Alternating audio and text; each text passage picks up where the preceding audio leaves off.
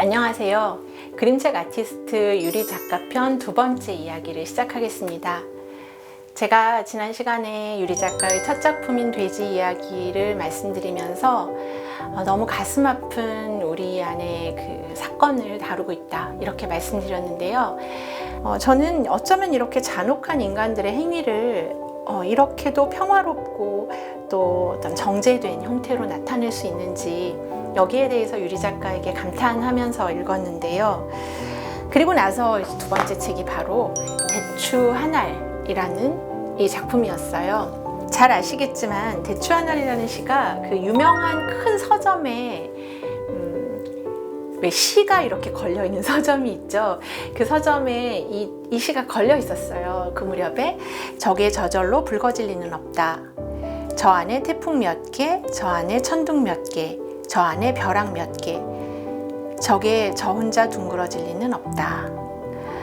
저 안에 무서리 내리는 몇 밤, 저 안에 땡볕 두어 달, 저 안에 초승달 몇 낮, 뭐 이런 식으로 이어지는 시인데요. 이 시를 장석주 시인에게서 이제 받아서 유리 작가가 그림책을 만든 거죠. 유리 작가는 이제 이 짧은 시를 가지고 어떤 그림책을 만들었을까요?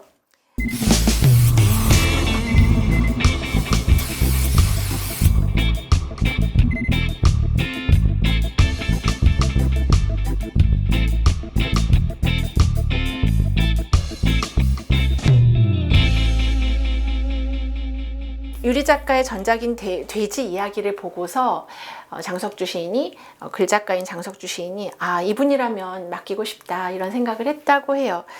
표지에서는 말 그대로 평온한 마을에 큰 대추나무가 등장합니다.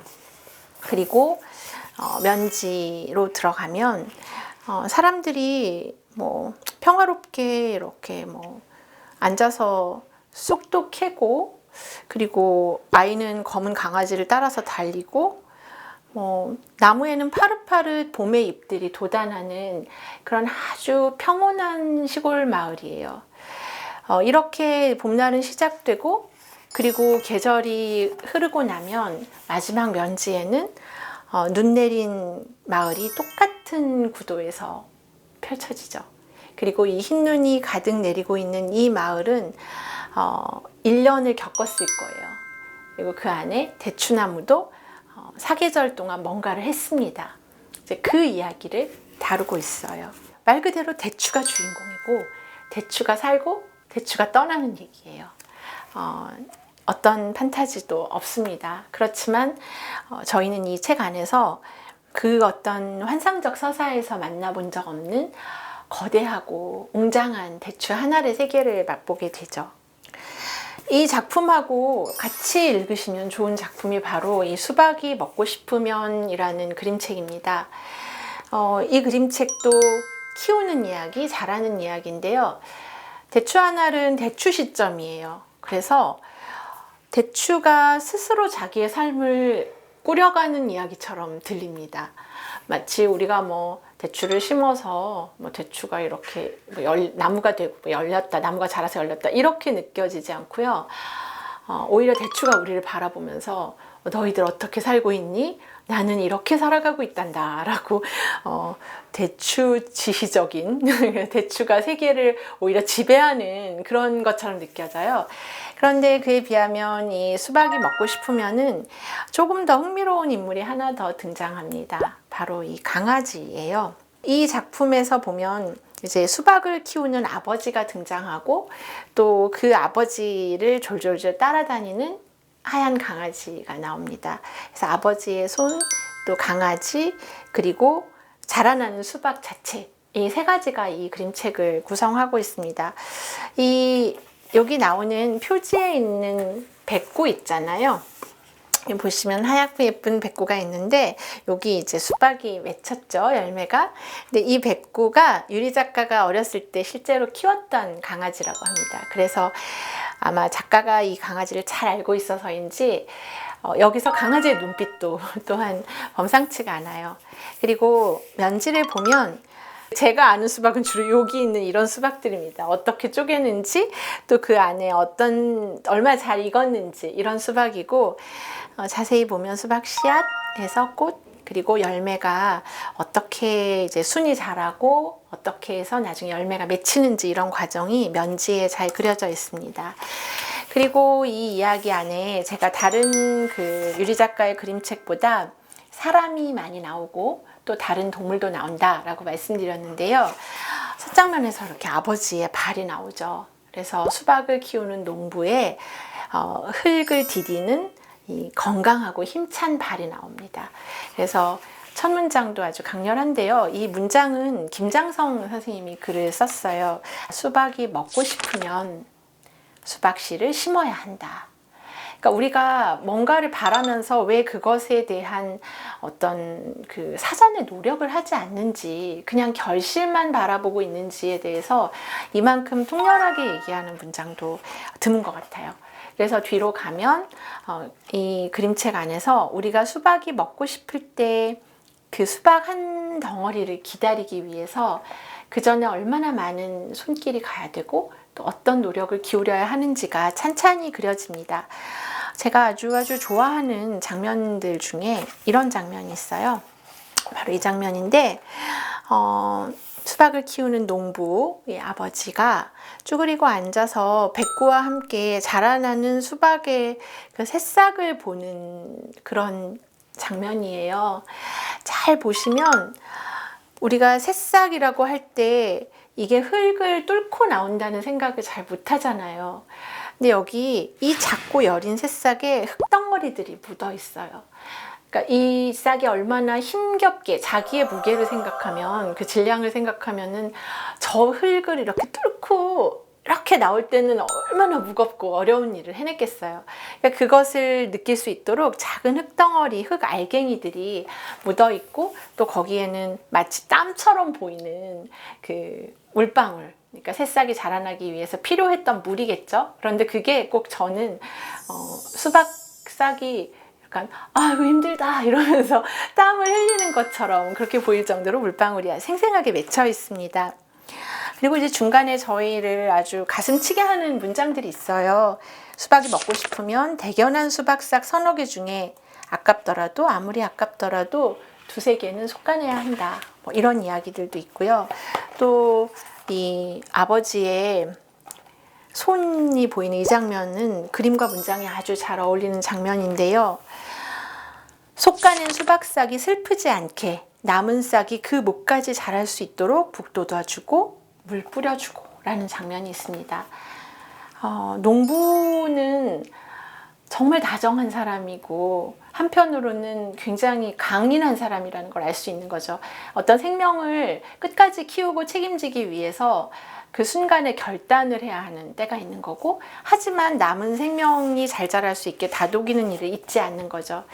이 수박이 먹고 싶으면이라는 작품은 뒤로 가면 우리가 정말 같이 살아간다는 게 뭔지를 보여주는 얘기로 나아갑니다. 우리가 왜 제일 잘 나눠 먹는 과일 중에 하나가 수박이잖아요. 그래서 뒤에 보면 이 수박을 함께 나눠 먹는 많은 사람들이 등장하는데, 이거 잘 보시면 사람들의 머리카락 색깔이라든가 피부색이 다 다릅니다. 그 얘기는 우리가 비슷해 보이는 삶을 살지만 사실은 다 각자의 어떤 삶의 차이가 있고, 그럼에도 한 덩어리 수박 앞에선 다 행복하다, 이런 점을 보여주는 작품입니다. 그리고 이제 제가 너무 사랑하는 작품이 바로 최근작인 앙코르예요. 유리 작가의 앙코르는 2021년 작품이고 가장 신작이면서 또 두께도 가장 두꺼운 작품입니다. 다른 작품들이 2년에 한 번 정도씩 나온 것에 비해서 이 작품은 17년 이후에 2021년까지 3년의 시간이 걸린 그런 대작이에요. 이 작품은 바이올린을 만드는 그 악기 만드는 장인의 이야기인데요. 한편으로는 이 악기를 연주하는 사람이 또 한 명 등장하면서 두 사람의 이야기가 살짝 이렇게 엇갈리는 그런 작품입니다.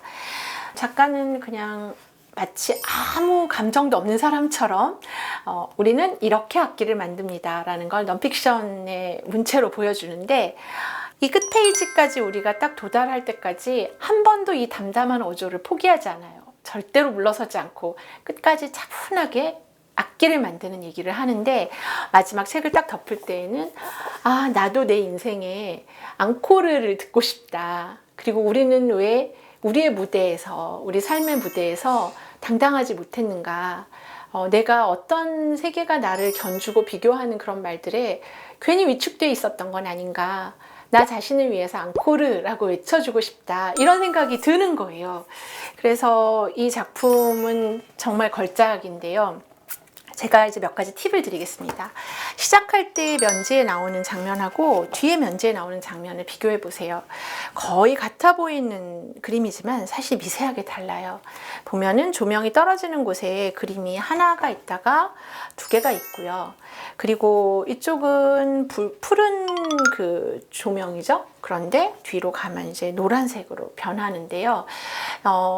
이 푸른 조명은 글쎄요. 그러니까 푸른 조명이라기보다 이 전체 주조색이 푸른색인데, 이 색은 새벽녘의 푸르름을 얘기하는 걸 수도 있고 이제 처음 시작하는 느낌일 수도 있고요. 뒤에 가면 저희가 이제 노을도 지고 밤이 되면 따뜻하고 고소한 왜 노란색 있잖아요. 저녁 전등 같은 그런 노란색이 되고, 여기 우측에 이런 팁도 있습니다. 돼지 이야기, 그 다음에 여기 대추 하나, 수박이 먹고 싶으면이 딱 이 악기 제조하는 이 공방 안에 이 책 3권이 있어요. 그러니까 이 사람은 아마 이 제조하는 분은 유리 작가 친구인가 봐요. 그래서 이 팬이거나 친구인 것 같습니다. 그리고 시작할 때는 누군가가 재활용품 코너 같은 곳에다가 이렇게 버려놓은 바이올린이 등장을 하고, 뒤에 가면 이제 그 바이올린이 어떤 식으로 과정을 거쳤는지가 나오고 나서 이렇게 근사하고 멋진 바이올린 하나가 나옵니다. 아주 평범한 한 사람이 다시 악기를 들고 자신의 삶의 앙코르를 외치는 그런 얘기입니다. 그래서 저희가 오늘 이제 유리 작가의 다른 책들까지 포함해서 1편과 2편, 2편에 걸쳐서 그림책 아티스트 유리 작가 편을 진행해 봤는데요. 돼지 이야기가 첫 번째 책, 여기에서 삶과 죽음에 대한 이야기를 했다면, 앙코르라는 이 4번째 책에서는 다시 살아간다는 것, 그리고 이것을 한마디로 요약한다면 저는 그럼에도 불구하고 라고 말하겠어요. 그러니까 우리가 그럼에도 불구하고, 이 많은 일들이 있음에도 불구하고 왜 오늘도 나는 다시 활을 들고 음악을 연주하고 내 인생에 앙코르를 외치는지, 이제 여기에 대한 이야기를 다루고 있습니다. 저는 유리 작가가 지금도 아마 어떤 작업을 하고 계실 텐데 그 다음 작업이 무엇일까에 대해서 너무너무 기대하는 마음이 있어요. 지금 여기 계시진 않지만 유리 작가님에게 응원을 전하면서 저희가 이런 사실적인 작품들을 또 앞으로 많이 만날 수 있도록 작가가 자신의 길을 끝까지 걸을 수 있도록 여러분도 많이 응원해 주셨으면 좋겠습니다. 네, 오늘 유리 작가 편 여기까지 하겠습니다. 감사합니다.